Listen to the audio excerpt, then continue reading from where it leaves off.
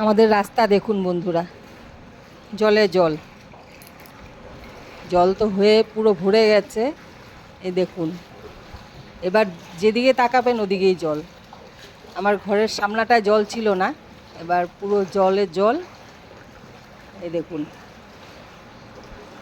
এবার মেয়ের বাবা বেরোবে সকাল সকাল। আমি আর নিচে নামিনি, মেয়ের বাবা নিজেই না করলো যে নিচে নামতে হবে না, আমি গেট লাগিয়ে দেবো, তাই আর নিচে নামলাম না, উপর থেকেই ভিডিওটা করছি। এই মেয়ের বাবা বেরোচ্ছে, কি করবে, বেরোতে তো হবেই, জল থাকুক আর যাই থাকুক, বেরোচ্ছে। কষ্ট তো হয়, সত্যি খুবই কষ্ট হয়, আর জলে বাইক চালানোই যায় না, তবু যেতে হবে, কি করবে।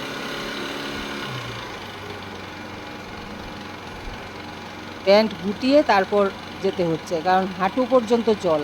আরেকটু এগুলেই, এখানে তো এতটা নেই, আরেকটু এগুলেই হাঁটু পর্যন্ত জল।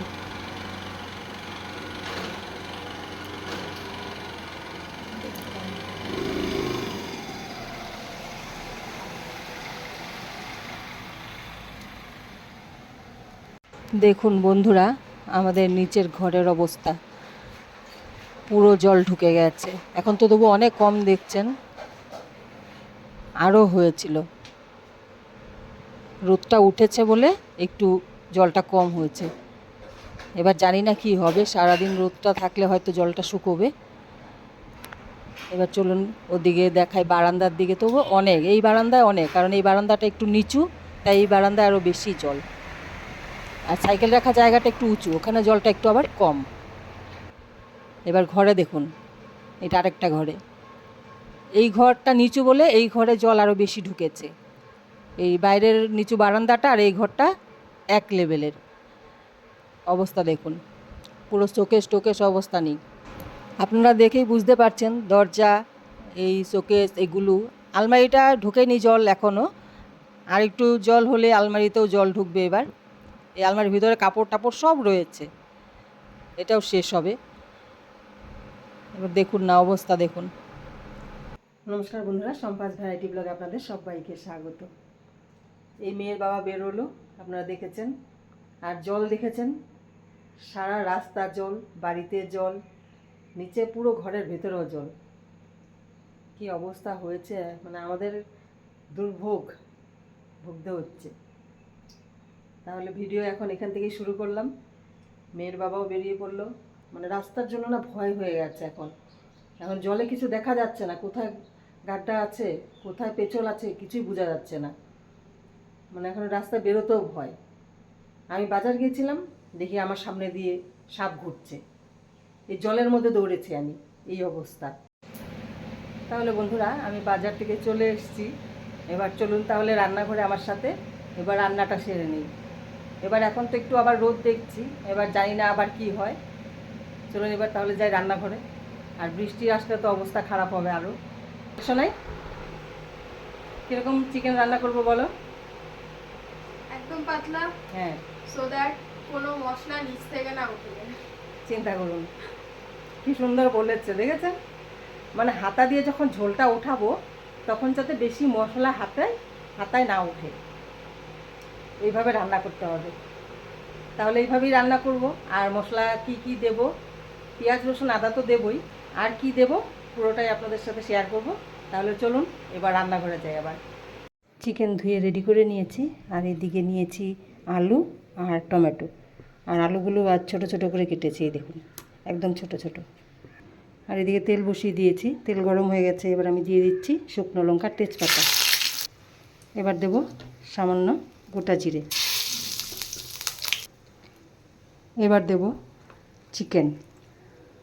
আজ কিন্তু পেঁয়াজ ফোড়নে দিচ্ছি না, চিকেন দিয়ে দিয়েছি। এবার হালকা একটু ভেজে নেব।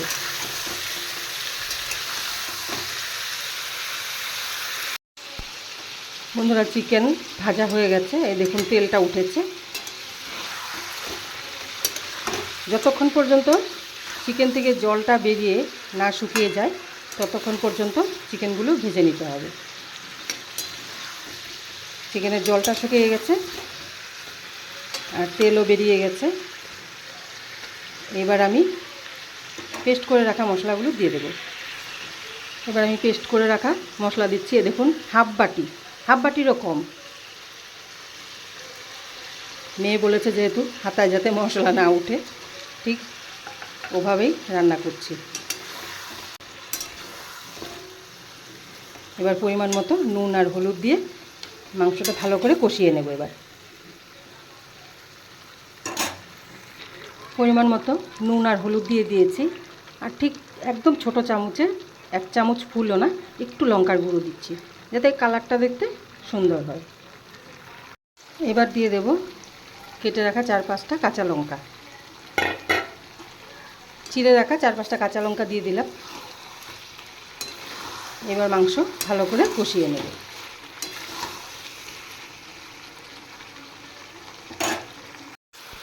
মাংস কষিয়ে নিয়েছি।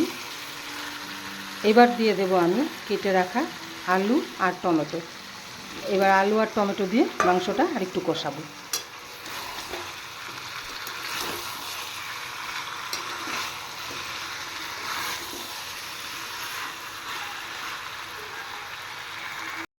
চিকেন কষানো হয়ে গেছে।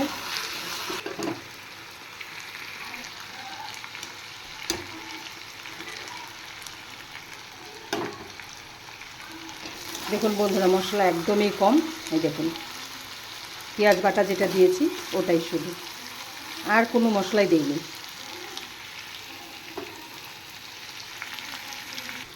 চিকেন কষা উঠিয়ে নিয়েছি।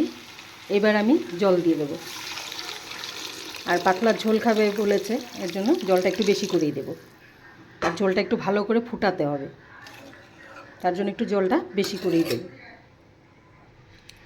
আজ একদম 1 কড়াই জল দিয়েছি। এবার ঝোল ভালো করে ফুটিয়ে নেব।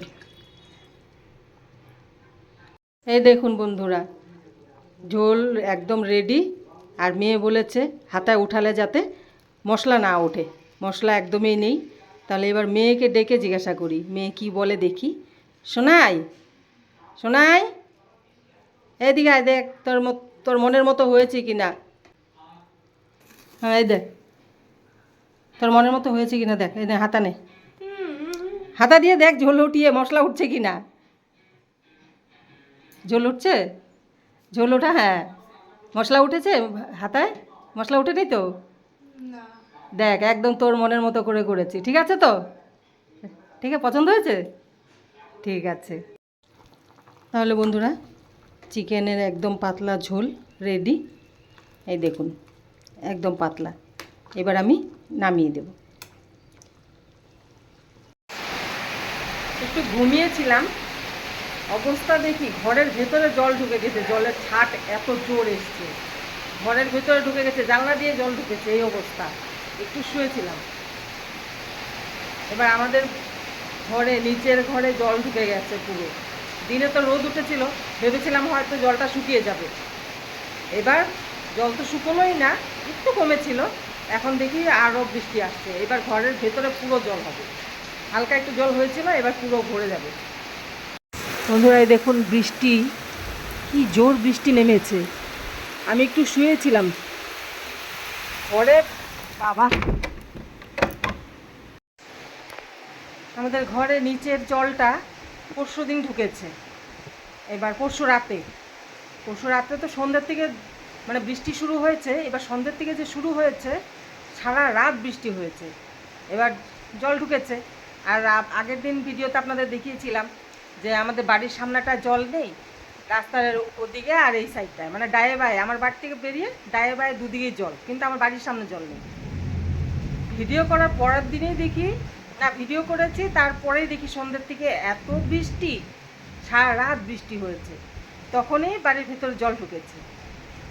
এবার জলটা শুকোতেও পারেনি। আজ দিনে একটু রোদ হয়েছিল, ভালোই রোদ দিয়েছিল।